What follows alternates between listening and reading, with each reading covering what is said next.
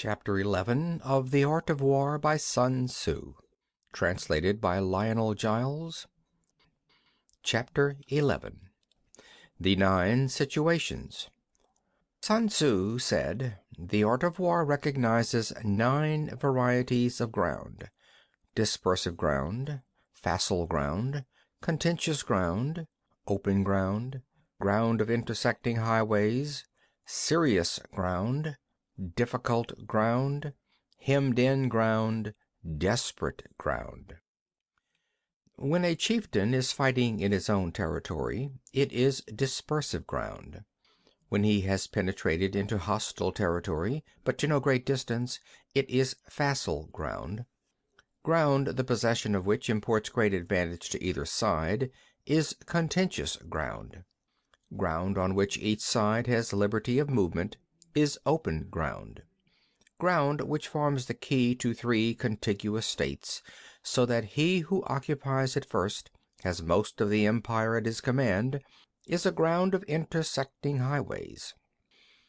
When an army has penetrated into the heart of a hostile country, leaving a number of fortified cities in its rear, it is serious ground.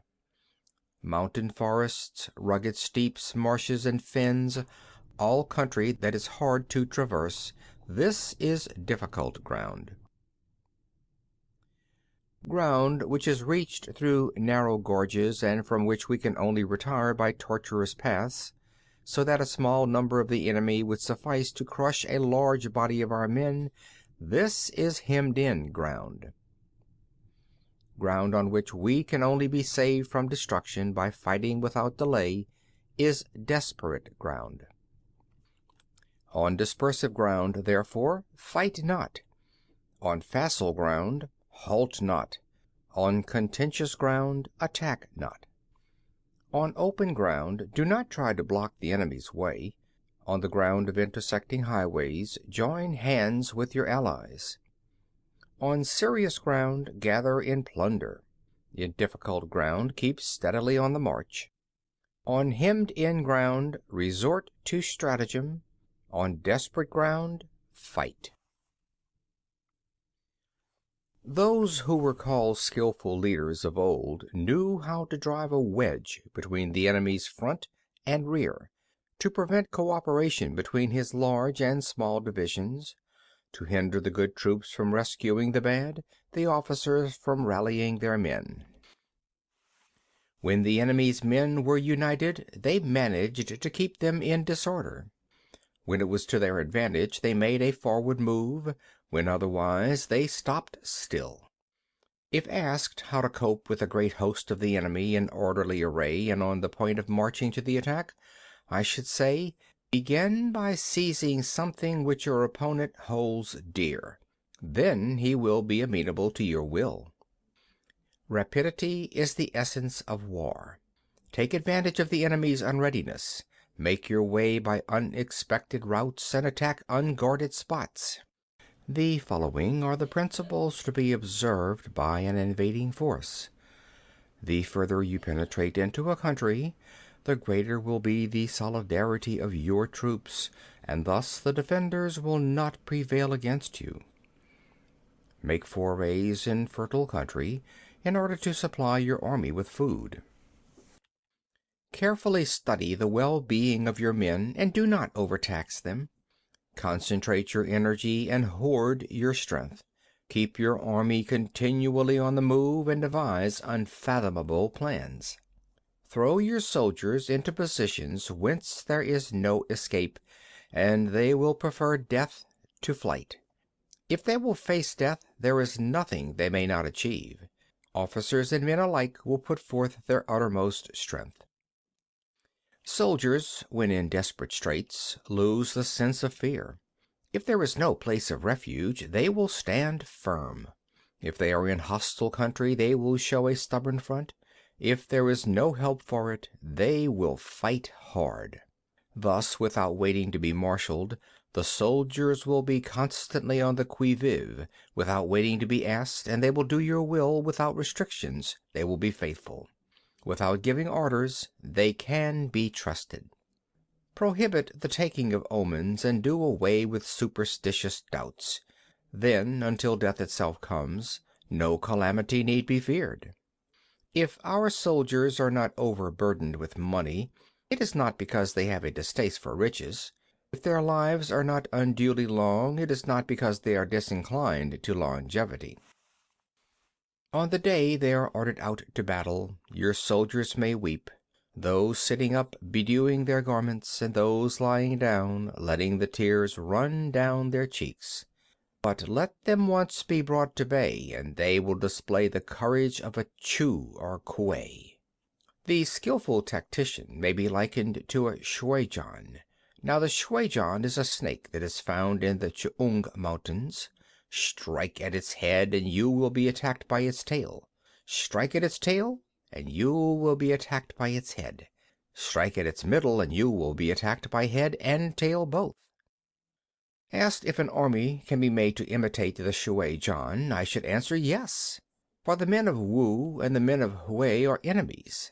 Yet, if they are crossing a river in the same boat and are caught by a storm, they will come to each other's assistance, just as the left hand helps the right.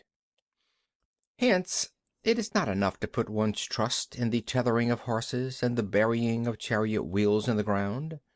The principle on which to manage an army is to set up one standard of courage which all must reach. How to make the best of both strong and weak, that is a question involving the proper use of ground. Thus the skillful general conducts his army just as though he were leading a single man, willy-nilly, by the hand. It is the business of a general to be quiet and thus ensure secrecy, upright and just, and thus maintain order. He must be able to mystify his officers and men by false reports and appearances, and thus keep them in total ignorance. By altering his arrangements and changing his plans, he keeps the enemy without definite knowledge. By shifting his camp and taking circuitous routes, he prevents the enemy from anticipating his purpose. At the critical moment, the leader of an army acts like one who has climbed up a height and then kicks away the ladder behind him. He carries his men deep into hostile territory before he shows his hand. He burns his boats and breaks his cooking pots. Like a shepherd driving a flock of sheep, he drives his men this way and that, and nothing knows whither he is going. To muster his host and bring it into danger, this may be termed the business of the general. The different measures suited to the 9 varieties of ground, the expediency of aggressive or defensive tactics, and the fundamental laws of human nature, these are things that must most certainly be studied. When invading hostile territory, the general principle is that penetrating deeply brings cohesion. Penetrating but a short way means dispersion.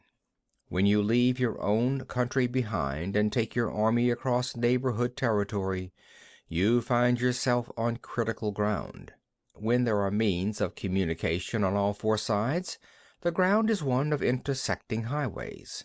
When you penetrate deeply into a country, it is serious ground. When you penetrate but a little way, it is facile ground. When you have the enemy's strongholds on your rear and narrow passes in front, it is hemmed-in ground. When there is no place of refuge at all, it is desperate ground. Therefore, on dispersive ground I would inspire my men with unity of purpose. On facile ground I would see that there is close connection between all parts of my army. On contentious ground I would hurry up my rear. On open ground I would keep a vigilant eye on my defenses. On ground of intersecting highways I would consolidate my alliances. On serious ground I would try to ensure a continuous stream of supplies. On difficult ground I would keep pushing on along the road. On hemmed-in ground I would block any way of retreat. On desperate ground I would proclaim to my soldiers the hopelessness of saving their lives. For it is the soldier's disposition to offer an obstinate resistance when surrounded, to fight hard when he cannot help himself, and to obey promptly when he has fallen into danger. We cannot enter into alliance with neighboring princes until we are acquainted with their designs. We are not fit to lead an army on the march unless we are familiar with the face of the country, its mountains and forests, its pitfalls and precipices, its marshes and swamps. We shall be unable to turn natural advantages to account unless we make use of local guides. To be ignorant of any one of the following 4 or 5 principles does not befit a warlike prince. When a warlike prince attacks a powerful state, his generalship shows itself in preventing the concentration of the enemy's forces. He overawes his opponents, and their allies are prevented from joining against him. Hence he does not strive to ally himself with all and sundry, nor does he foster the power of other states. He carries out his own secret designs, keeping his antagonists in awe. Thus he is able to capture their cities and overthrow their kingdoms. Bestow rewards without regard to rule, issue orders without regard to previous arrangements, and you will be able to handle a whole army as though you had to do with but a single man. Confront your soldiers with the deed itself. Never let them know your design. When the outlook is bright, bring it before their eyes, but tell them nothing when the situation is gloomy. Place your army in deadly peril, and it will survive. Plunge it into desperate straits, and it will come off in safety. For it is precisely when a force has fallen into harm's way that it is capable of striking a blow for victory. Success in warfare is gained by carefully accommodating ourselves to the enemy's purpose. By persistently hanging on the enemy's flank, we shall succeed in the long run in killing the commander-in-chief. This is called ability to accomplish a thing by sheer cunning. On the day that you take up your command, block the frontier passes, destroy the official tallies, and stop the passage of all emissaries. Be stern in the council chamber so that you may control the situation. If the enemy leaves a door open, you must rush in. Forestall your opponent by seizing what he holds dear, and subtly contrive to time his arrival on the ground. Walk in the path defined by rule, and accommodate yourself to the enemy until you can fight a decisive battle. At first, then, exhibit the coyness of a maiden until the enemy gives you an opening. Afterwards emulate the rapidity of a running hare, and it will be too late for the enemy to oppose you. End of chapter 11.